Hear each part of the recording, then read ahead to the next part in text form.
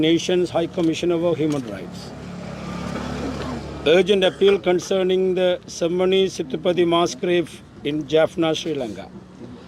Dear High Commissioner, we the undersigned priests and religious serving in the Diocese of Jaffna write out profound pastoral concern for the deceased, their families, and all those who continue to search for the relatives who were made to disappear during the Sri Lankan conflicts.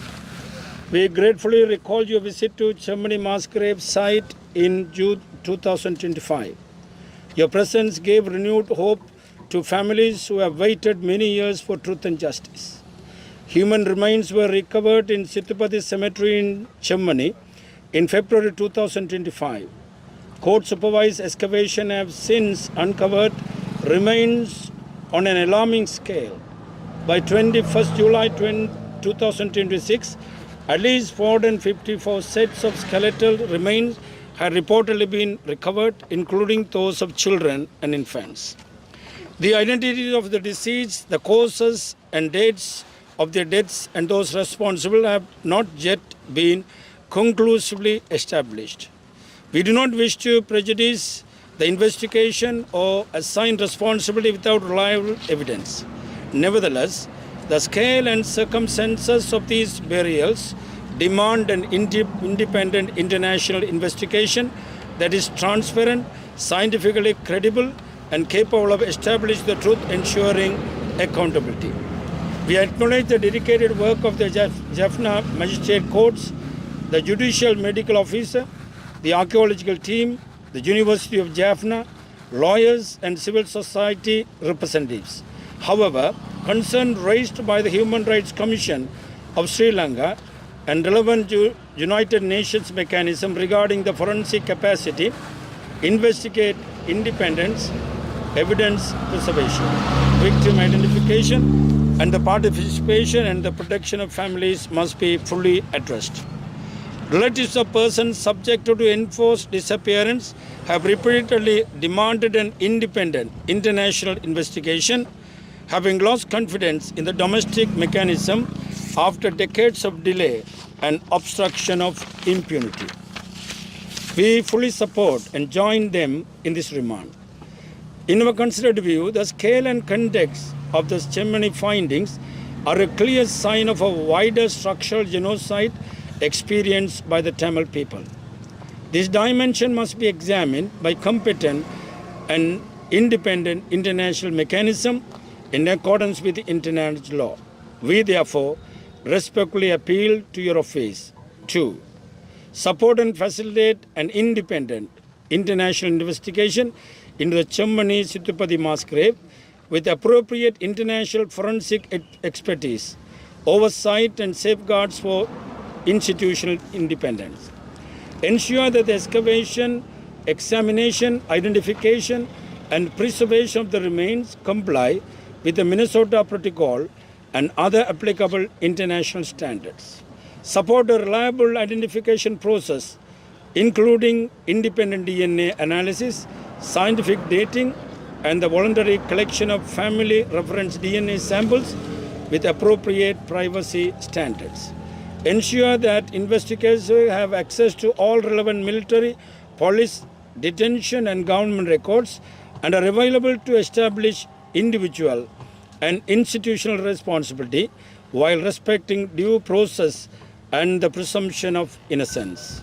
Protect and ensure the meaningful participation of families, witnesses, lawyers, journalists, religious leaders, forensic specialists, and human rights defenders. Request the OHCHR Sri Lanka Accountability Project to monitor development and preserve relevant evidence within this mandate. We feel that the presence of OHCHR in Jaffna is necessary for the security of witnesses who come forward to identify the remains of persons buried in Chammani. Recently, the Minister of Justice has stated that no one has claimed that who are buried in Chammani are their relatives. Main reasons for this silence of the people is fear and mistrust of the Sri Lankan government agencies. We also demand that an agreement should be reached between UN and Sri Lankan government to ensure the security of the witnesses. Every set of remains represent a human person of inviolable dignity and a family living with grief and uncertainty. Our appeal is not motivated by revenge or hostility towards any community or institution. We seek truth established through evidence, justice according to law, dignity for the dead, and genuine reconciliation for all people of Sri Lanka. We respectfully request your urgent intervention and a written response outlining the steps that your office, under the United Nations mechanisms, will take to advance this investigation and protect the rights of families. Yours respectfully, the undersigned priest and religious serving in the Diocese of Jaffna, Sri Lanka.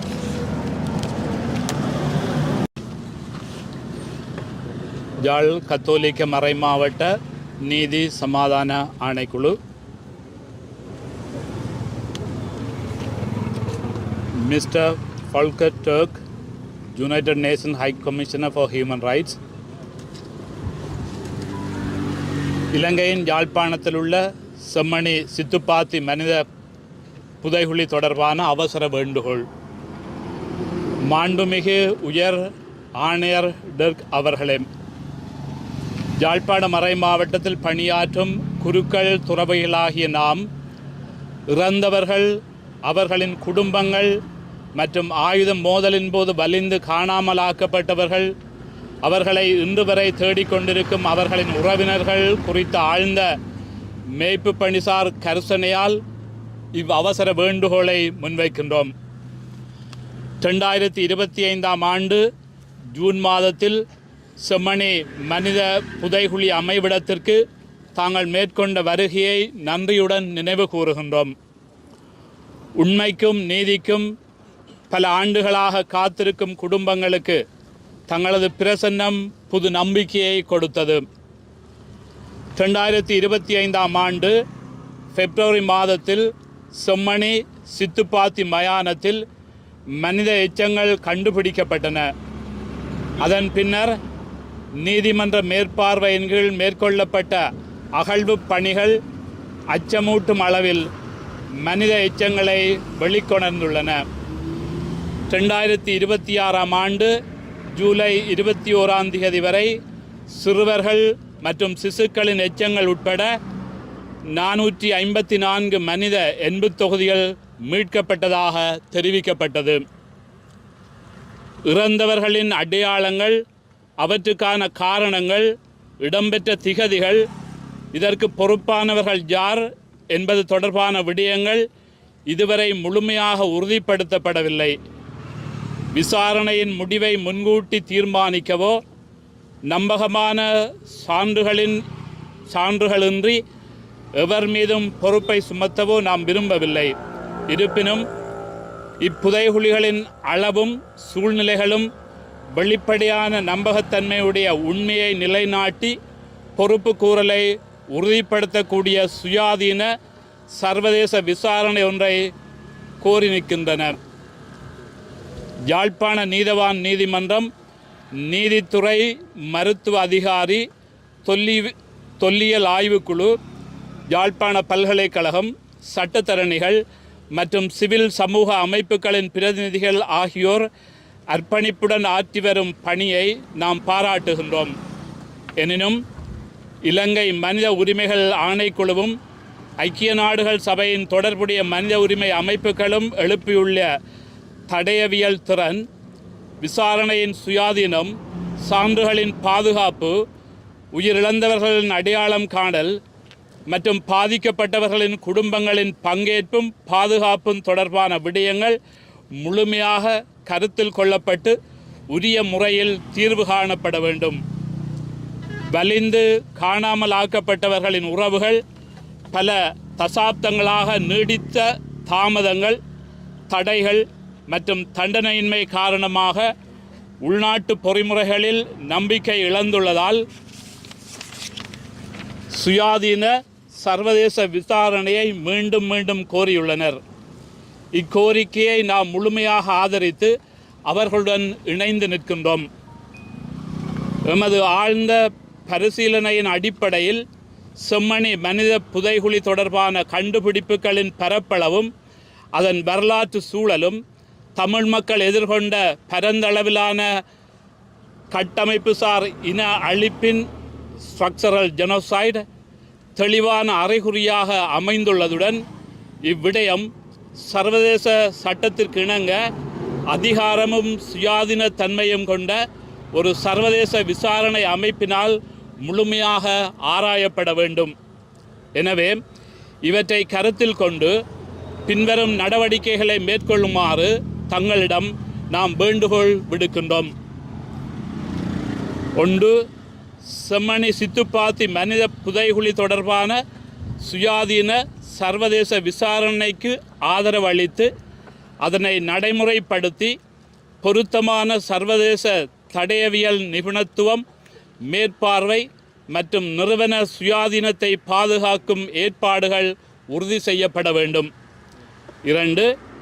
மனித எச்சங்களை அகழ்ந்தெடுத்தல், பரிசோதித்தல், அடையாளத்தை உறுதிப்படுத்துதல் மற்றும் பாதுகாத்தல் ஆகிய அனைத்தும் Minnesota நெறிமுறை, Minnesota protocol மற்றும் பொருந்தக்கூடிய ஏனைய சர்வதேச தர நிலைகளுக்கு இணங்க மேற்கொள்ளப்படுவதை உறுதி செய்ய வேண்டும். 3. சுயாதீன DNA பகுப்பாய்வு, அறிவியல் கால நிர்ணயம், பொருத்தமான தனி உரிமை பாதுகாப்புகளுடன் குடும்ப ஒப்பீட்டிற்கான DNA மாதிரிகளை தன்னார்வ அடிப்படையில் சேகரித்தல் ஆகியவற்றை உள்ளடக்கிய நம்பகமான அடையாள உறுதிப்படுத்தல் செயல்முறைக்கு ஆதரவு அளிக்க வேண்டும். 4. விசாரணையை மேற்கொள்பவர்களுக்கு தொடர்புடைய அனைத்து இராணுவம், காவல்துறை, தடுப்பு காவல் மற்றும் அரசாங்க பதிவுகளையும் முழுமையாக அணுகுவதற்கான வாய்ப்பு வழங்கப்பட வேண்டும். மேலும் உரிய சட்ட நடைமுறைகளையும் குற்றம் நிரூபிக்கப்படும் வரை குற்றமற்றவர் என்ற சட்ட கோட்பாட்டையும் மதித்து பாதுகாத்தவாறு தனிநபர் மற்றும் நிறுவனங்களின் பொறுப்புகளை உரிய முறையில் கண்டறியும் வகையில் விசாரணை மேற்கொள்ளப்பட வேண்டும்.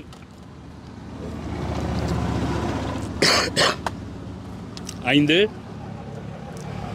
பாதிக்கப்பட்டோரின் குடும்பத்தினர், சாட்சியாளர்கள், சட்டத்தரணிகள், ஊடகவியலாளர்கள், சமய தலைவர்கள், தடயவியல் நிபுணர்கள் மற்றும் மனித உரிமை பாதுகாவலர்கள் ஆகியோரின் பாதுகாப்பை உறுதிப்படுத்துவதுடன் விசாரணை செயல்முறையில் அவர்கள் அர்த்தமுள்ள வகையில் பங்கேற்கும் உரிமையும் முழுமையாக உறுதி செய்யப்பட வேண்டும்.